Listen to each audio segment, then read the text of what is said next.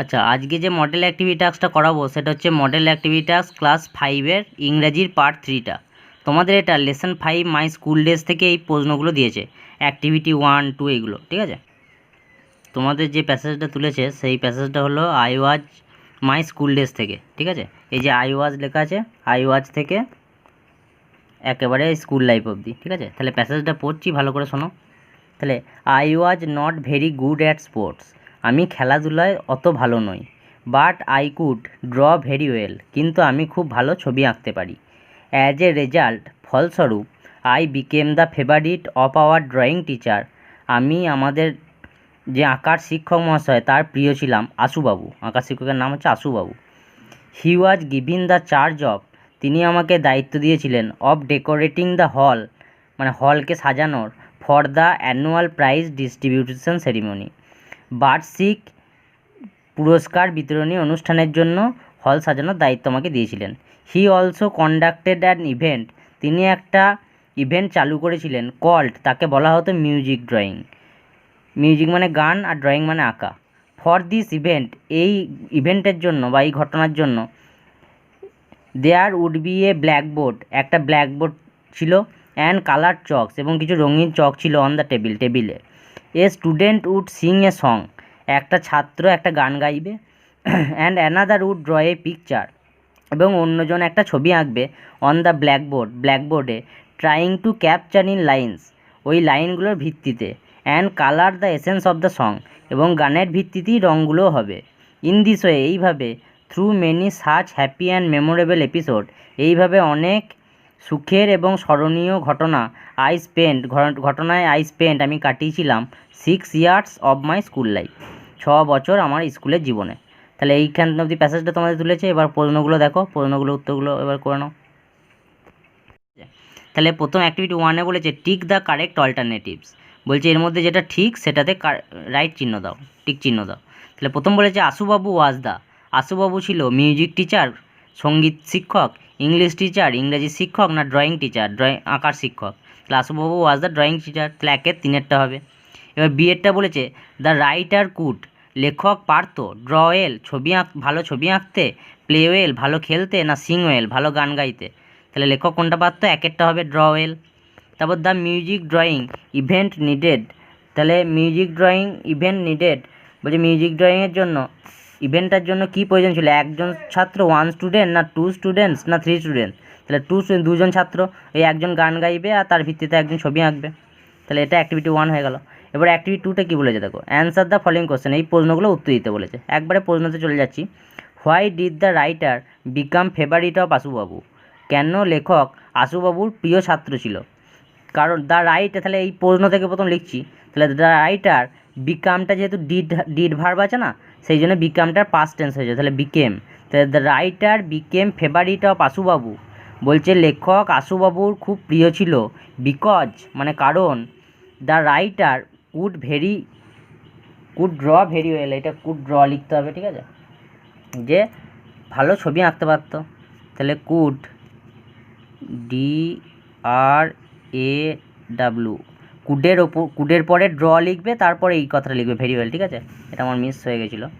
তাহলে the writer became favourite of Ashubabu, তাহলে লেখক আশুবাবুর প্রিয় ছিল, বিকজ কারণ, the writer could draw very well, কারণ লেখক খুব ভালো ছবি আঁকতে পারতো।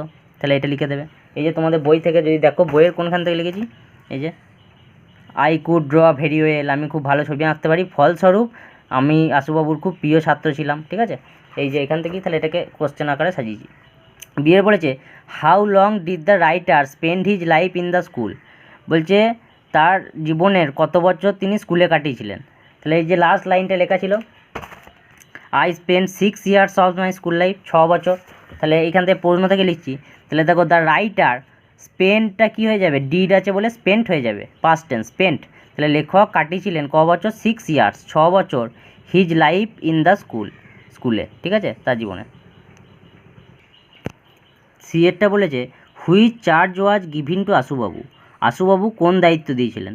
তাহলে Ashubabu was given the charge of, Ashubabu দায়িত্ব দিয়েছিলেন of decorating the hall for the annual prize distribution ceremony, মানে বার্ষিক পুরস্কার বিতরণী অনুষ্ঠানের জন্য হল সাজানোর দায়িত্ব দিয়েছিলেন। ঠিক আছে, তোমাদের বই থেকেই তুলে লিখেছি।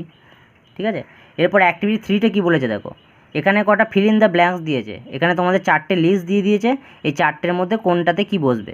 প্রথমে ক্যাপচার মানে ধরা বা আটকানো, ইভেন্ট মানে ঘটনা, ফেভারিট মানে প্রিয়, মেমোরেবল মানে স্মরণীয়। তাহলে প্রথমটা বলেছে our Darjeeling tour was truly a dash experience, আমাদের দার্জিলিং ভ্রমণটা সত্যিই একটা কীরকম অভিজ্ঞতা ছিল, তাহলে স্মরণীয় অভিজ্ঞতা। এই যে মেমোরেবল মানে স্মরণীয়, তাহলে স্মরণীয় অভিজ্ঞতা ছিল। তাহলে প্রথমটাতে মেমোরেবল কথাটা লিখলাম। The boy is trying to dash the bird with a net, ছেলেটা জাল দিয়ে একটা পাখি কী করার চেষ্টা করছিল, ধরার চেষ্টা করছিল বা আটকানোর, ক্যাপচার। তাহলে এখানে টু ক্যাপচার হবে। Who is your dash footballer, তোমার প্রিয় ফুটবলারকে, এরকম বলবো। তাহলে ফেভারিট মানে প্রিয়, তাহলে তোমার প্রিয় ফুটবলারকে। তাহলে এইখানে ইভেন্টটা কোথাও বসেনি, ঠিক আছে, তাহলে এইখানে এই তিনটে বসেছে। এরপর অ্যাক্টিভিটি 4টা কী বলেছে দেখো, অ্যাক্টিভিটি 4টা বলেছে fill in the blanks with the present continuous or past continuous tense of the verbs, মানে এই ভার্বগুলো আছে তার প্রেজেন্ট কন্টিনিউয়াস বা পাস্ট কন্টিনিউয়াস, যেখানে যেটা বসবে সেটা বসাবো। প্রেজেন্ট কন্টিনিউয়াস কোনটা হয়, প্রেজেন্ট কন্টিনিউয়াস মানে সাবজেক্টের পর অ্যাম, ইজ অথবা আর, সাবজেক্ট, এই যে সাবজেক্টের পর অ্যাম অথবা ইজ অথবা আর, এর মধ্যে যে কোনো একটা বসবে, যেরকম সাবজেক্ট থাকবে সেরকম বসবে। যদি আই থাকে তাহলে অ্যাম বসবে, হি থাকলে ইজ বসবে, যদি থার্ড পার্সন সিঙ্গুলার নাম্বার তাহলে ইজ হবে, তাই না, আর যদি প্লুরাল নাম্বার থাকে তখন আর হবে, এরকম আর কি। সেরকম অ্যাম, ইজ, আর এর মধ্যে বসবে, আর ভার্বের সঙ্গে আইএনজি যোগ হয়, সেটা হচ্ছে প্রেজেন্ট কন্টিনিউয়াস। আর পাস্ট কন্টিনিউয়াস কোনগুলো, পাস্ট কন্টিনিউয়াসের ক্ষেত্রে ওয়াজ অথবা ওয়ারের মধ্যে বসে, যেখানে ওয়াজ বসার ইটের উপর ওয়াজ হয়, যদি এটা দে হতো তাহলে দে ওয়ার হতো, ঠিক আছে। তাহলে ভার্বের সঙ্গে ওয়াজ অথবা ওয়ার হয়, আর ভার্বের সঙ্গে আইএনজি যোগ হবে, ঠিক আছে। তাহলে সাবজেক্টের সঙ্গে ওয়াজ, সাবজেক্ট প্লাস ওয়াজ অথবা were plus verb plus ING, সেটা হচ্ছে পাস্ট কন্টিনিউয়াস টেন্স, ঠিক আছে। এবার আমি বুঝে দেখো কি কোনটা প্রেজেন্ট কন্টিনিউয়াস কোনটা পাস্ট কন্টিনিউয়াস হবে সব বলে দিচ্ছি। প্রথমটা বলেছে the little children in the ground, দিয়ে ভার্বটা দিয়েছে প্লে, তাহলে ছোট্ট শিশুরা মাঠে খেলছে, তাহলে এখনও খেলছে, তাহলে আর প্লেয়িং।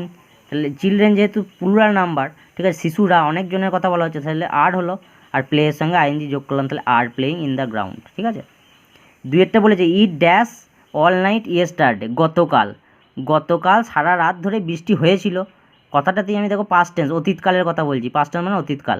তাহলে ইটের পর কী হবে ওয়াজ, ইট ওয়াজ, তাহলে রেনের সঙ্গে আইএনজি যোগ হবে, তাহলে raining, it was raining all night yesterday, তাহলে গতকাল সারা রাত ধরে বৃষ্টি হয়েছিল। The devotees are chanting a prayer in the temple, ঠিক আছে, ভক্তবৃন্দ মানে মন্দিরে প্রার্থনা করছিল। এই যে এটা হচ্ছে চ্যান্টিং মানে মনোমুগ্ধ স্বরে যে আস্তে আস্তে উচ্চারণ, মন্ত্র উচ্চারণকে বলা হয় চ্যান্টিং, ঠিক আছে। তাহলে ডিভোটি অনেকজনের কথা বলা হচ্ছে, তাহলে এখানে আর হবে, আর চ্যান্টের সঙ্গে আইএনজি যোগ হয়ে গেলো, তাহলে আর চ্যান্টিং, ঠিক আছে। এই হলো আজকে ভিডিওটা, ভালো করে তিনটি একসঙ্গে দেখে নাও তোমরা। ভিডিওটা ভালো লাগলে অবশ্যই সাবস্ক্রাইব করো। আজকে ভিডিও এই পর্যন্তই।